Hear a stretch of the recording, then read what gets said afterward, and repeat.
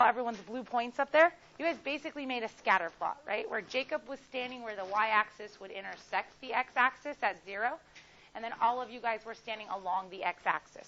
So notice that our graph is only in the first quadrant because we're only looking at positive distance that the ball went from him and positive height that the ball would travel upward, okay? So there is a place in the chart for 0. So the x is the horizontal position. The y is the vertical position. There is a place for 0, but we didn't measure at that point. So let's see. At 24 inches, we had 22. If I'm reading it right. Correct. And then at 48, it says 23. At 72, it says 38. At 96, 48. At 120, 56 and a half. At 144, 63. At 168, 64. 192, 63.5. 216, we had 56. And then we went one further. Okay. And we did at, I can't write down there. Okay. At 240 inches, we had 42.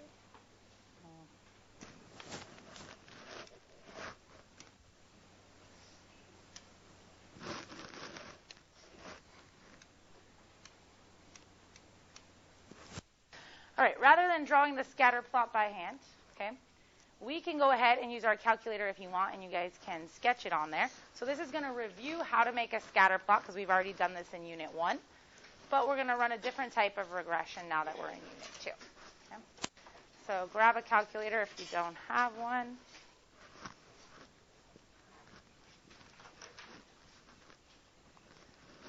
And we are going to go ahead and enter in the data. Since I can't see it once I take it off the screen. I'm going to take a picture. Oh, and my own shadow is in the picture.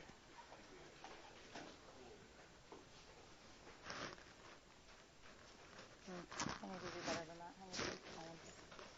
I won't remember.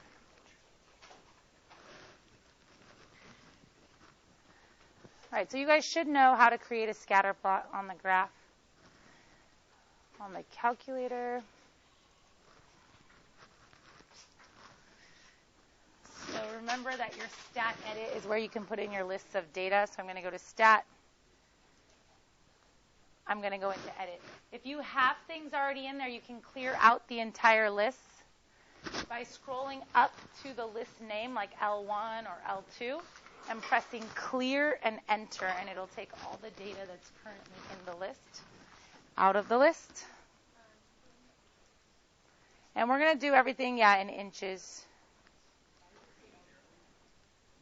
Well, we don't have data for 0, so we can't put that into our table. So we'll start with 24, okay? So we should have 24, 48,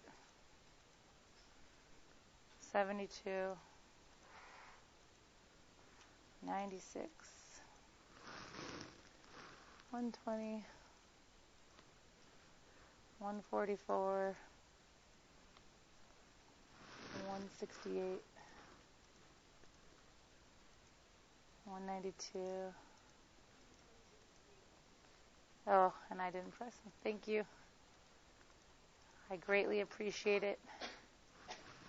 192, 216, and 240. And then I'll put all the ball heights that go with them. 22, 23, 38, 48, 56.5,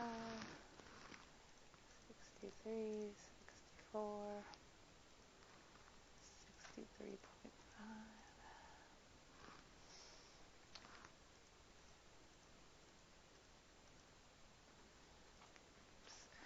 You need to make sure that the two lists that you want are the two lists that are listed. And then you can choose whatever mark you want. I'm going to choose this bigger square. Sometimes it's hard to see the data, Those of you that have the newer calculators, they have an even smaller point, and sometimes it's like really hard to see your data if you use that smaller point. Okay, now that I have that all, I'm going to quit. So second mode. So I've turned a plot on. I want to see it. If I just go to graph, though, it's going to use whatever window I used last. So probably the window we were looking at that parabola yesterday with, okay, which might not be a good window for our data. How do I get my calculator to automatically zoom to my data? Savannah? Zoom, good. And then what choice? Good. If you guys scroll down and look at choice 9, you don't have to scroll every time once you remember, but I'm just showing you guys what it says. Choice 9 is zoom stat. Anytime you want to look at a scatter plot of your data, it will zoom to your data. Okay, so I look at zoom stat, and here's what I see. So similar to the scatter plot that we built outside, right? Now, if we're going to run a regression on this data, in Unit 1, we ran linear regressions. But also, look at the data that we had. When we took our bites of our licorice, our data went down like a line, right? It looked very linear, so that's why we ran a linear regression. When we look at this data, and we know this data is about tossing a ball, okay, what shape does the ball height seem to make? Yeah, like a parabola. So do I want to run a linear regression on this data? No, it's not behaving like a line. It's behaving like a parabola. Okay, so if I want an equation that represents this data, I want it to give me a quadratic equation, right? Because those look like parabolas. So we can run regression on this.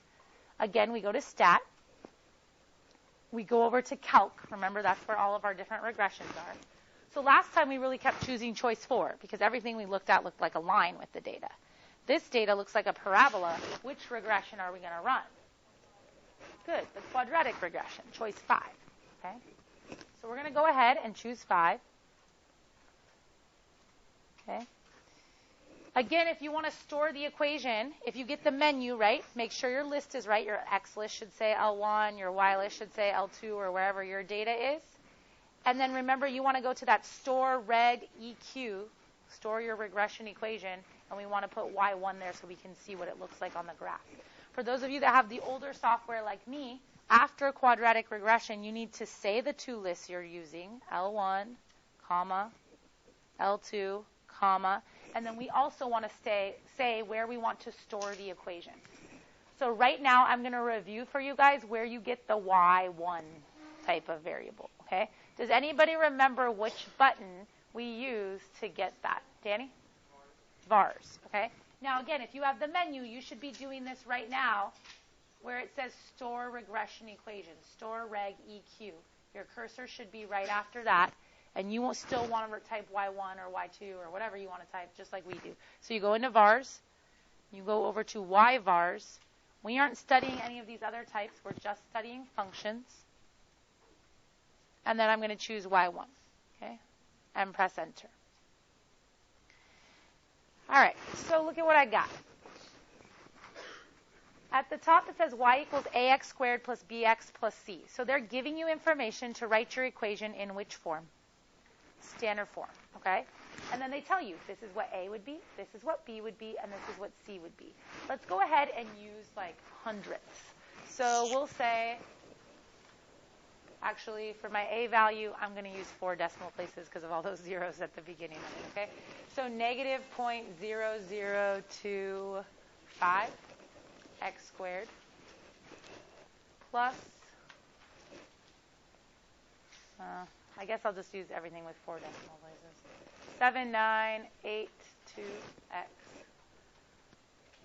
minus 3.2917.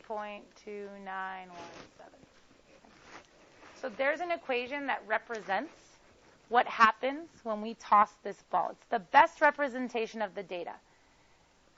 And if you go back to your graph, it should now have your equation running through there if you stored it. Now notice, does it cross through every data point? No, it's not possible for one quadratic to cross through all of those data points.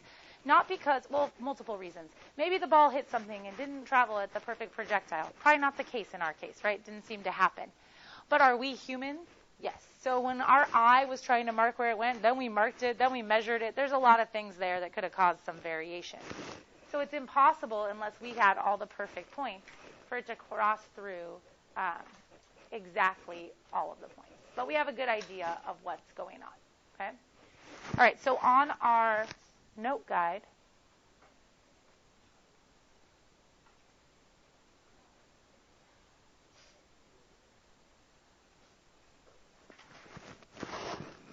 right, so look at number 4. Sorry, I don't know why it goes like 2, 4, 6. Maybe I was really interested in even numbers. I don't know. All right, so like the one that says number 4, run a quadratic regression on the calculator using the stat calc quad red option. Write your equation. Okay, so we just wrote that. We should have y equals negative 0.0025 x squared, this equation that I have up on the board. Okay. All right, now it wants us to use the graph to answer these questions. Part A. What is the y-intercept of the graph? Now, in standard form, it's really not that hard to determine the y-intercept of your equation, because every time you find a y-intercept, what are you doing? What do you do in any equation to find a y-intercept? Michelle? Plug in x equal to 0. Well, in standard form, when you plug 0 in for x, what happens to most of the terms of your equation? Yeah, they just basically become valued at 0. All right? So basically our C value becomes our y-intercept. Okay? We'll talk a little bit about this. All right, so our y-intercept is going to be what? Okay. Negative 3.2917. This is interesting. Usually doesn't happen like this. All right. So what is the y-intercept supposed to represent in our context? Savannah? Okay, so the height of the ball in the throw at what exact? At 0. So like where he's letting go of the ball, right? So what does it represent? Where, and when I say where, I guess I mean at what height the ball was released, right? But we need to make a note about this. So we are saying that this ball was released at negative 3.2917 inches. Is that realistic? No. Okay? So I would make a little note here. This is why I said it doesn't normally work out this way. I can tell you exactly why it did work out this way. We can look back at our data and see. Okay? This is not realistic because there's no way that the ball was released below ground level, right? Physically impossible in our scenario. Okay? And you would explain that. So, like, remember that question on your last test? What's the boiling temperature at sea level, whatever, the y-intercept, what does it mean? Is it realistic? That's what we want to interpret constantly. We're asking the same question here. No, because it's representing at 0, so where Jacob was standing. If we look at the quadratic graph, so if you look back at your calculator and the picture that it drew, notice it's not going to hit the y-axis until it goes below. But he was standing right here. There's no way he released it from below 0. But why that's happening, look at our data. The data up here follows a pretty symmetrical looking curve. This data, in respect to the others, are drastically further apart than the other data points. And there's kind of 2 of them right here. So they're saying, oh, it must have gone like this, and that dictates the negative 3. Again, we're humans, and we collected the data. So it means I would, estimate he released it somewhere close to 0. And then that's why it doesn't look so realistic, why we're getting that negative number on here. Okay? All right, so back to the other questions we're expecting to know. How far from the thrower did the ball reach its maximum height? How are we going to figure that out? Let's look at the visual again.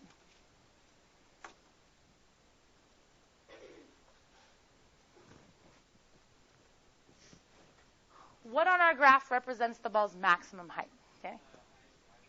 Good, the highest y value. So here is like the maximum height, right? Up here? Okay. How are we going to figure out when that happened? How far from the thrower that happened? Basically, what do we need to know?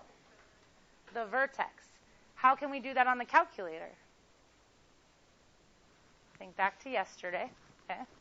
We can go second, calculate. What is it that we're trying to calculate? A maximum above the trace button up at top. And then remember, it's going to put us on the curve, and it's going to ask left bound, right bound guess. So on my curve, I travel to a point that I think is to the left of the maximum and press enter.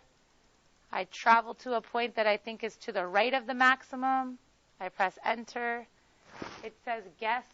I press enter again, and it finds my maximum for me. Okay? So our maximum in this parabola is at the position 162.5, 61.6. Okay? So when we go back to the questions, how far from the thrower did the ball reach its maximum height? When we're looking at this vertex, which one of these numbers represents distance from the thrower? The x, right? This is how far you guys stood from where Jake was throwing the ball. So it reaches its maximum height 162.5 inches from the thrower. What was the maximum height that the ball reached? 61.6 inches. Again, am I using the actual data to answer these questions? No. Once we're given a table of data values and we run a regression, we're using our equation to answer the question because it doesn't have the scattered effect that our data has. It has the most consistent view of that data. Okay? How would you guys figure out how far from the thrower the ball hit the ground? Calculate the zeros. And you're going to have to change your window a little bit to see where it hits. Okay? So I can give that to you guys later as long as you know that's where it is.